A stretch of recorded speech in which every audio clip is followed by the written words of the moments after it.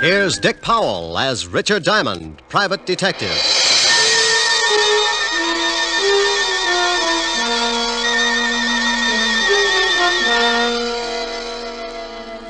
It's 5 o'clock in New York City, and the big neon signs light up the dark office that overlooks Broadway on the corner of 53rd Street. Behind a second-hand mahogany desk, relaxing in a swivel chair, is the leading figure of the Diamond Detective Agency, combination stockholder, office boy, and clue chaser. He is Richard Diamond, and his mind is on a lovely redhead named Helen Asher, as she sits on a couch talking about things he likes to hear. At this moment, however, another scene is taking place in the wealthy district of Long Island. A long black convertible is just pulling up to an old English mansion, and a curvaceous blonde steps from the car. She is met at the door by her brother. Well, good evening, my dear sister. You're looking simply ravishing. How would you know the difference? Oh, drop dead. You disgusting excuse for a man. Why don't you sober up for 5 minutes and take a look at yourself? I did once. Oh, by the way, our dear stepfather would like to see you in the study. Tell him to go. I already did. Now it's your turn. I don't want to. Now get out of my way, Chris. Suit yourself. But Murray Lang's in there with him. Murray? Did I start your heart going pitty-pat? Oh, shut up. You better go in and protect your money, darling. Bye, jailbird. Sod. I don't care what your plans are. They concern my daughter, and that's enough for me to put a stop to them. You're not going to put a stop to anything. You can't intimidate me, Lang. You're just a cheap, no-good gangster, and your methods are too well known to frighten me. Come in! Oh, hello, Liz. Hello, Murray. I'm glad you're here, Elizabeth. Mr. Lang and I were just discussing your future. I'm surprised you put up with it this long, Murray. Come on, let's leave my dear stepfather until he simmers down. Elizabeth, I want to talk to you. Well, I don't want to talk to you. Let's go, Murray. Listen to what he has to say. Maybe you'll get a laugh out of it. Well, what is it? I've just been talking with Lang about your intention to marry him. I have advised him that if such a thing were to take place, it would result in the most serious of consequences. Is that all? No, that is not all. When you got into your trouble with the police, my dear stepdaughter, you were paroled in my custody. If I should report to the board that you had violated the terms of your probation, you would most certainly go to prison. Why, you... What's the matter? Aren't you satisfied with the salary you collect for taking care of Mother's estate? How dare you, you little Sit snip! down. You look bigger behind a desk. Well, just yell and scream all you want to. After Monday, you better start looking for another source of income. You know very well it's not the money. But your greasy boyfriend here would certainly like to get his hands on it. Look, you, I don't give a hang if you are a midget. I'm not going to stand here and listen to you. Murray. No, baby, I won't take it. I'll wring his scrawny little neck. Go on, lad, go on. It would give me the greatest of pleasure to call the police and have you locked up. I'll fix it so you won't have a head to call anyone with. Murray, leave him alone. Can't you see that's what he wants? Yes, well, Mr. Lang. Come on, Liz, let's get some fresh air. I want to say one more thing. Just remember, Father, my probation expires Monday. After that, you won't control any part of my income, so you better start getting packed. And if I report you to the probation board in the morning? I wouldn't. If you do that, you'll not only stop being my guardian, but you'll stop breathing. Get out. Get out, both of you. Come on, Murray.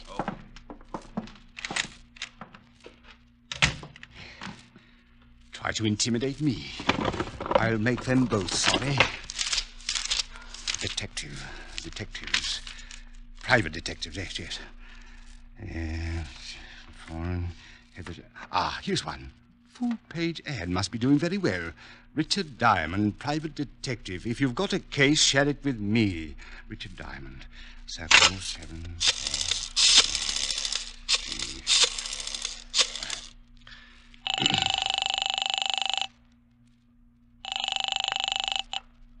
Yeah? Mr. Diamond? That's right. I want to hire you for a few days. Oh, you saw the ad. Well, it just so happens I'm available. I can't tell you much over the phone, too many extensions in the house, but it's about my daughter. I'm afraid she's going to get herself into some serious trouble. Well, how old is she? 20. Tell her to wait a year. My name is Chase, Ralph Chase. I live at 82 Maple Drive, Sands Point. Will you come out this evening? $100 a day and dibs on the icebox. I'll see you about 8. Goodbye, Mr. Diamond. What was that all about, Rick? Oh, got a job, baby. When do you start? Oh, yes, you're right. No, Rick. You can start it in the morning. You can't break another one tonight. Now, come on, Helen, baby. A job's a job. And a date's a date. I won't let you break this one. Your car downstairs? Yes, but I can drive myself home. Please, Rick. You promised you wouldn't break another one. Keys in it? Yeah, look. I want to hire you to protect me for this evening. I've been receiving mysterious phone calls, and I'm in fear of my life. Really? You've got to take the job. Old friends come first. I'll have to get home and shave before I start working. You mean you'll take it? After 12:30. Bye, baby. You beast. Oh, you must be getting tired from driving that big car around all day. Grab a cab, honey. It'll give you some rest. I'll take good care of your car. What? Want a buck for the cab? Huh? No. On second thought, you only live about 25 blocks. Walk will do you good. Rick. Deep breathing all the way up Fifth Avenue. Nothing like it. Bye, baby. Oh! On the way to the car, I thought about Helen. The most wonderful girl in the world. Money, looks. But she had one bad fault. She wanted to get married. I got into the big sedan and headed for my apartment. I'd been up late the night before with the blonde singer, and I was feeling tired. Funny how things change. My nights in college were just as busy, but at 1 o'clock the next afternoon, I was out playing football. I face facts pretty well, so when I got home, I took a nap.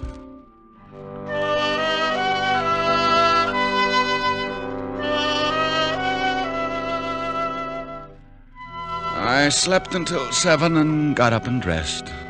I drove Helen's car out to Long Island, and at 8 o'clock sharp, I was ringing the doorbell of the Chase Mansion. It was a big house, all right. If they built another one like it, Long Island would sink. Well, to someone at me chamber door. My name's Chris. Boo. Blow your booze some other direction. Your breath would wither a lung. My alcoholic exhalations are composed of the finest ingredients. You must have a weak stomach. Look, if you'll just stagger out of the way, I'd like to see Mr. Chase. Dead or alive? What? Nothing. I was just thinking out loud. Well, go right ahead. And after your talk with my stepfather, you can find me in the bar. You'll probably wind up like I am. That's a sweet thought. Where can I find your stepfather? Probably in the library, lying in my money. I left him leaning against the front door, gagging on the fresh air. I wandered down a long hallway and a big sitting room, furnished with enough antiques to make the Metropolitan Museum give up in shame. There was something about the place, a heavy quietness, like a bar of gold in a dark room. The shot had come from up ahead, and I tried a couple of doors before I found the room. Mr. Chase! Mr. Chase! In here! In here! Mr. Chase? Yes. Come in and shut the door. I looked over at Ralph Chase crouching behind a desk. He got up slowly, all 5 feet of him. And I tagged him for a guy who would give $1,000 for every inch you could put on his legs. He looked like he could afford to be a mile high. The tall French windows were open at the back of the room, and you could still smell burning cordite. Someone tried to shoot me from the garden. Yeah, I heard the shot. You must be Diamond. That's right. Don't you think you better shut the French doors and pull the drapes before someone takes another shot? Yes, very good idea. You pull the shade diamond. Hey, you can start earning your money right now. You're a little excited, but I'll start to work. Right. Be careful, he might still be out there. Well, I doubt it. I can't see anyone out here. Oh, he just missed me.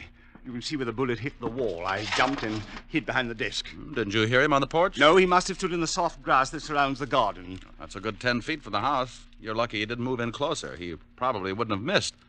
Got any idea who it was? Of course, it was Murray Lang. Murray Lang?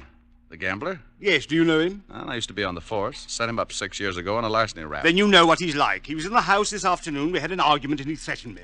An argument with your daughter? Yes, about my daughter. How'd you know? Well, you told me she was getting herself into trouble. She couldn't have picked a better playmate than Lang to get there with. Father, we heard a shot. Not really. Oh, let's go. He's not dead. My stepchildren, Mr. Diamond. Oh, well, lovely. I'm quite alive, so you can both stop looking so unhappy. Does it show? Come on, sis. Let's find the guy who fired that shot. I want to give him a few pointers. Where's Murray Lang, Miss Chase? Yes, he's the man you want. I'm sure he Don't tried... be absurd. Murray left 3 hours ago. What are you, a cop? Does it show? You're wearing too much cologne. Come on, Chris. Oh, she's nice.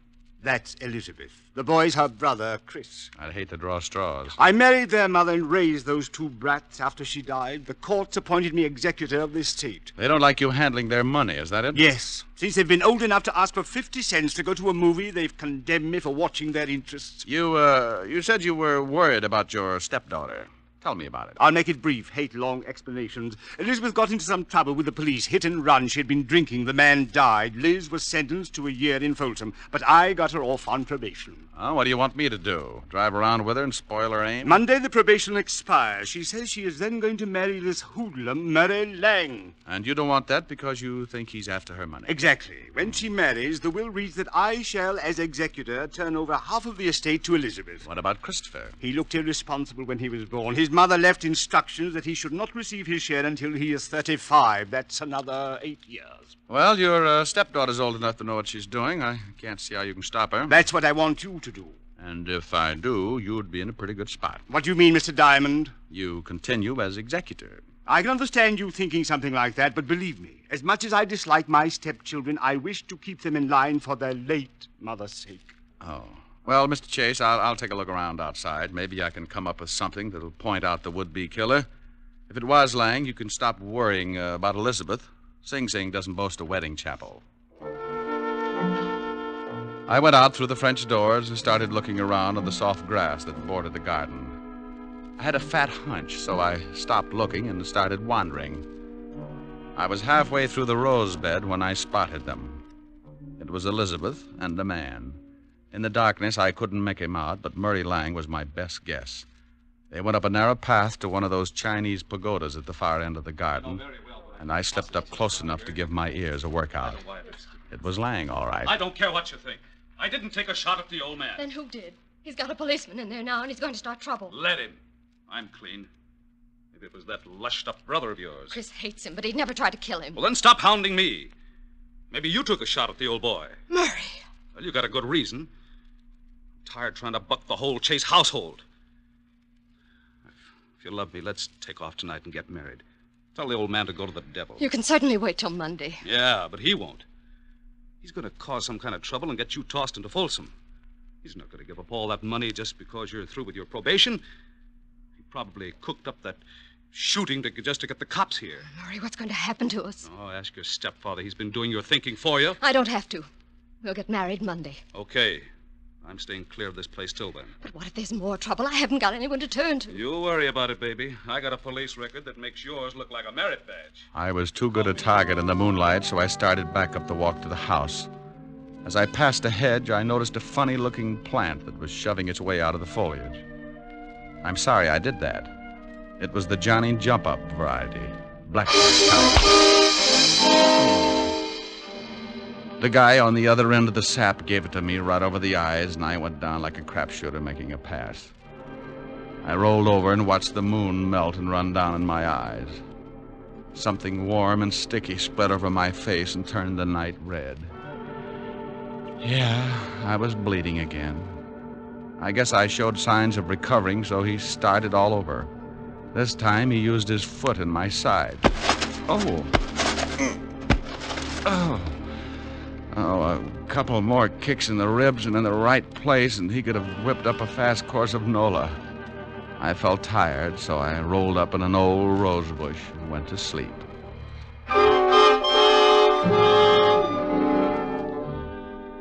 When you finally start coming around, it's like swimming your way out of an acre of mud.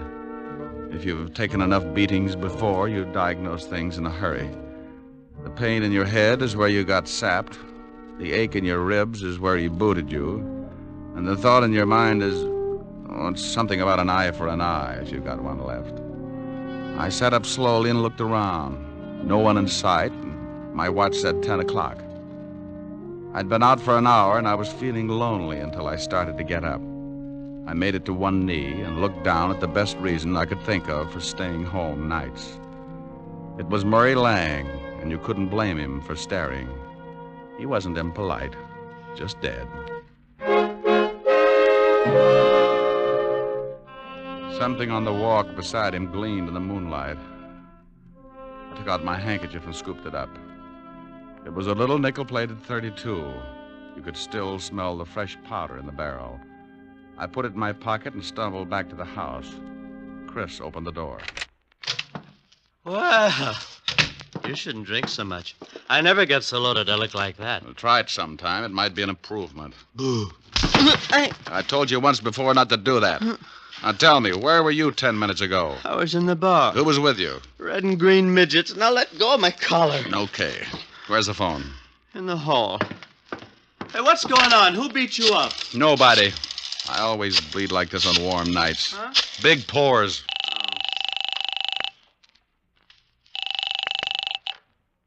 Homicide, Sergeant Otis talking. Who taught you how? Did you sit up nights with a parrot? Oh, very funny. Only one guy could think up a lousy joke like that. What do you want, Diamond? A picture of you.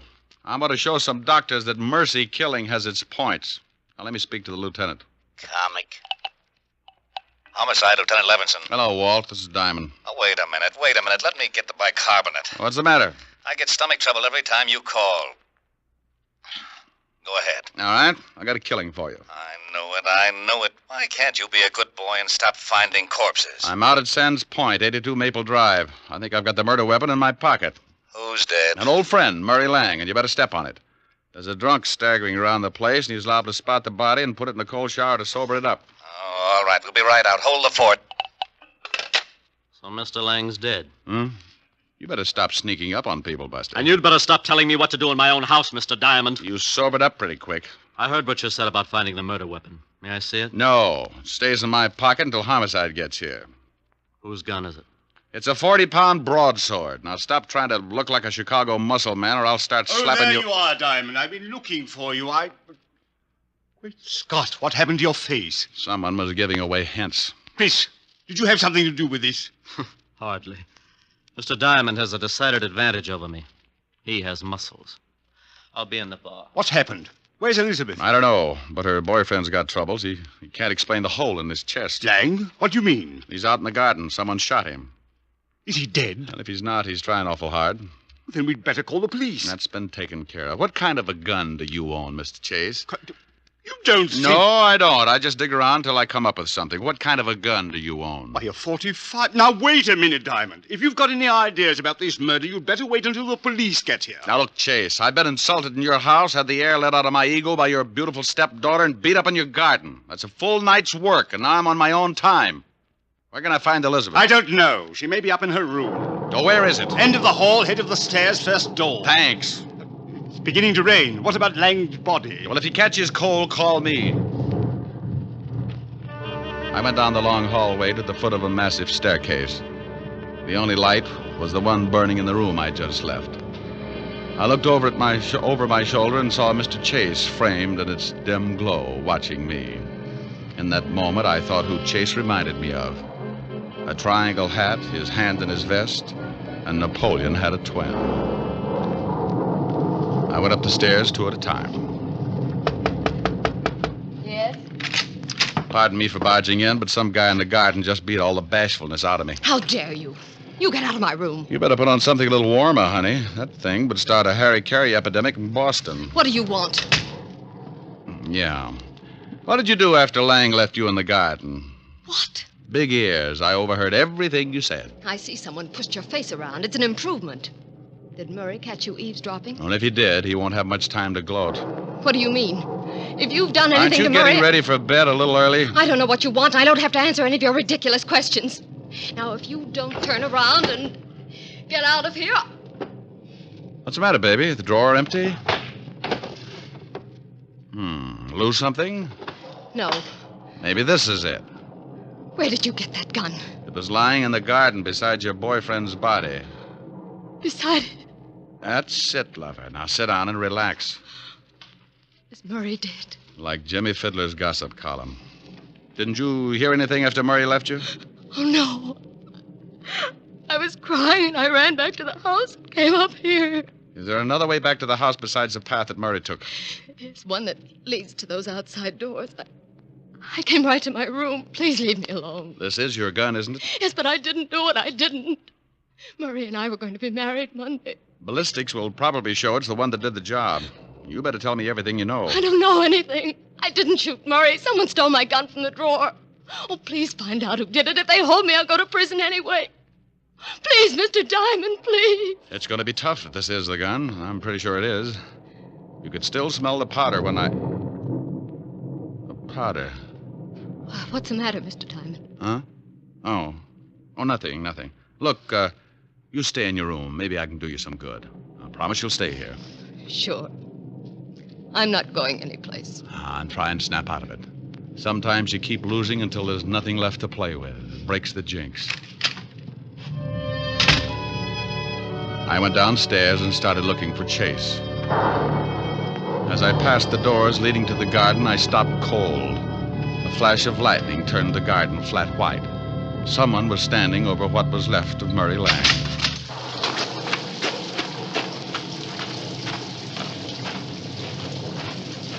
Well, like the view? Oh, Diamond. I was just looking at the body. I talked with your daughter. She says the gun that killed Lang was hers. What? Claims they had an argument, but won't admit she shot him. Oh, no, I can't believe it. Certainly she had no reason. Unless... Unless what? Well, unless she found out Lang was just after her money. Well, that's possible. Anyway, if she did do it, I still can't figure who worked me over. Maybe it was Lang. You told me yourself he didn't like you. Maybe it was Elizabeth. Oh, no. It would have to be somebody very strong. She might have kicked you, but never could she have hit you hard enough to crack your head open like that.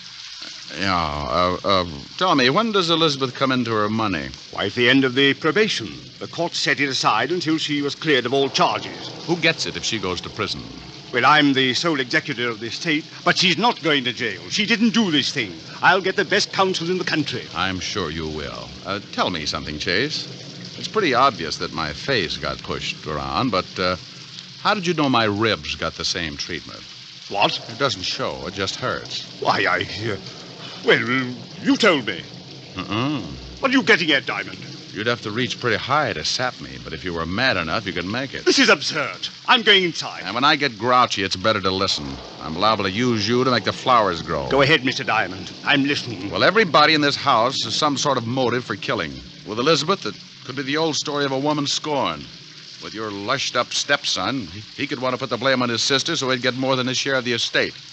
And we certainly know you stand to profit if Elizabeth goes to prison, because you retain custody of the family fortune. I'm getting wet, Mr. Diamond. Everybody's story's weak, but only one of them doesn't stand up. You said earlier this evening someone tried to shoot you from outside your library. Of course they did. You have the shot and saw the bullet hole. That's right, I did. But you told me he was standing outside the room by a good 10 feet. Nothing to say, Chase? You're trying to catch me up in something. Oh, you are so right. Now, when I walked into that room, I could still smell burning cordite. To smell fresh gunpowder like that, the gun would have to have been fired outside the room. You staged it, so I'd think someone was trying to kill you. Is that all, Mr. Diamond? Outside of the slip you made about kicking me in the ribs. Now, let's go inside. I don't think so, Diamond. Oh, that the 45 you were telling me about? Yes. Go ahead, make a try for it. I'm going to show you how it works. You kill Lang with your stepdaughter's gun, and you're going to collect the money if she goes to prison. Oh, you're a slob. My stepdaughter could easily kill 2 men tonight. You're in a spot. You can't shoot me with that 45 and make it look like the same person killed Lang, too. So you've got to get the 32 in my pocket. Give me Elizabeth's gun, Diamond. You try and get it, Chase. Why, you... Rick, are you out there? Better give it up, Chase. That's the law. He eats little men like you. Out there, Lieutenant. Drum said he saw him go out. Rick! Stay right there, Diamond. Another killing won't matter if you try and stop me. For Pete's sake, if you're out there, Rick, answer me. I'm getting soaked. Just keep your mouth closed, Diamond. I'm getting out of here. You'll never make it, Chase. They'll pick you up inside of an hour. Not if you're too dead to tell them. Yes, that's it. If I kill you, I'll at least have... You should watch your step, Chase. Keep your head down, Lieutenant. Somebody's mad. Shut up, Otis, and get out from under that bench. Rick! Over here, Walt. What's going on, Rick? Who's doing all the shooting? Well, we took turns. He was just going to kill me when he tripped over the body of his first victim. I used this 32 in my pocket, shot him twice. He's dead, Lieutenant. Give me my baking soda, Otis. Yeah, Lieutenant. Don't look so unhappy, Rick. He was going to kill you. Oh, I'm not unhappy. I'm just sore that I didn't have time to take the gun out of my pocket. I ruined a darn good coat.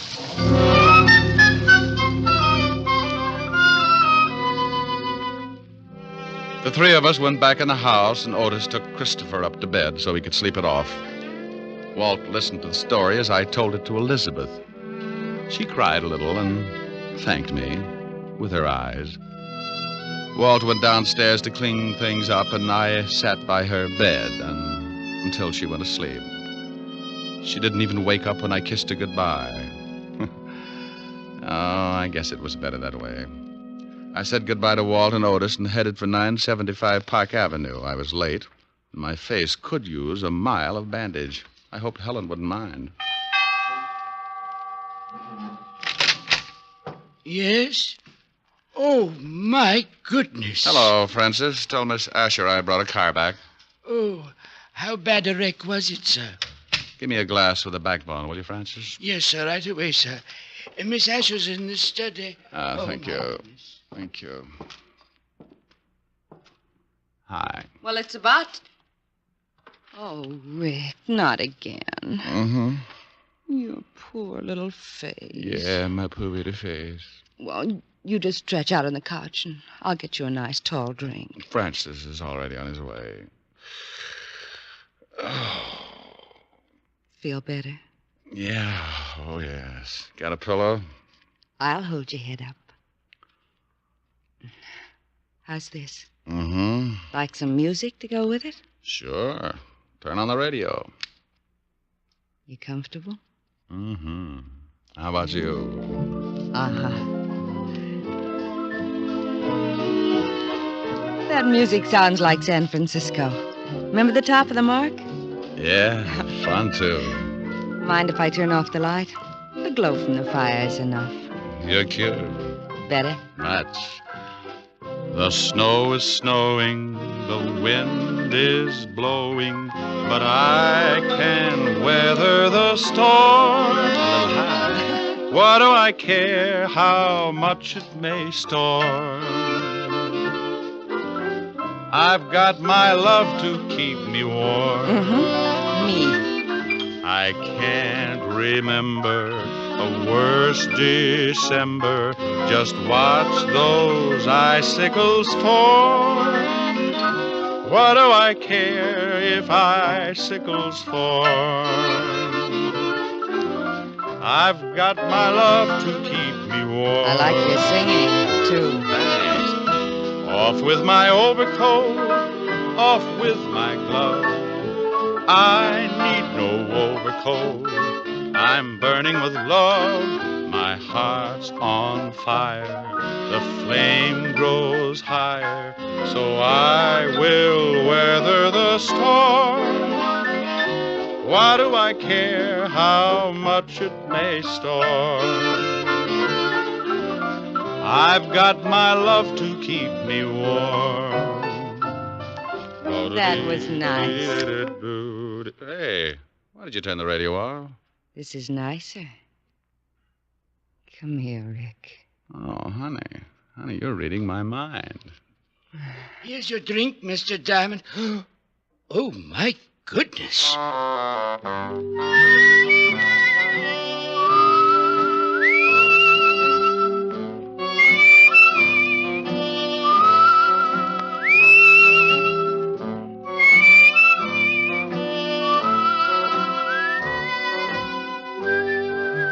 You have just heard the fourth of a new series, Richard Diamond, Private Detective, starring Dick Powell. Helen was played by Virginia Gregg, Lieutenant Levinson by Ed Begley. Also in our cast were Wilms Herbert, Betty Moran, Jay Novello, Jack Edwards, and Tal Avery. Music was under the direction of David Baskerville. Richard Diamond is written by Blake Edwards and directed by William P. Rousseau.